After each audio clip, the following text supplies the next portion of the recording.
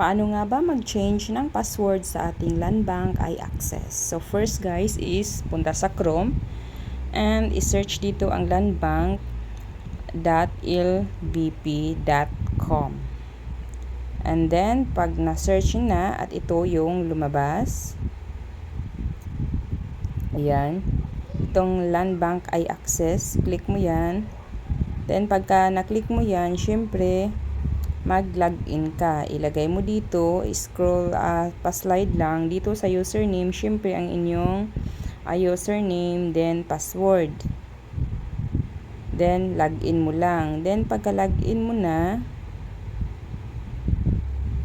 yan, lagay lang ang password. Then login. Click lang yung OK, then may marireceive kang OTP. Syempre, ilagay mo dito para ma-proceed tayo. Ayan. Diyan, ilagay nyo lang yung OTP, then submit. So, may submit dito sa left side. I-click mo lang yan. Pag nalagay nyo na ang inyong password. Ayan. And then, dito, lagay nyo lang dito ang old password. Yan, old password, ilagay nyo, then new password, then confirm password.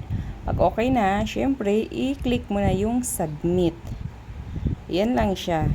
Ganyan lang ang gawin kung paano kayo mag-change ng password sa inyong iAccess online banking. So, first naman talaga is pag nag-open account kayo, kung may iAccess kayo, sila lang naman kasi yung gumawa niyan, then pwede rin ikaw magsabi yan ang password mo. So, pag naibigay mo na yung password mo na yan ang maging password mo, syempre alam nila yun.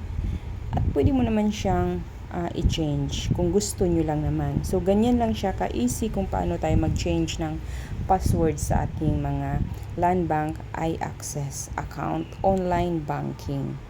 So, ganun lang siya guys, no? Yan. Very easy lang naman. Kaya kaya nyo yan. Ganun lang. I-search lang sa Chrome ang lbp.com.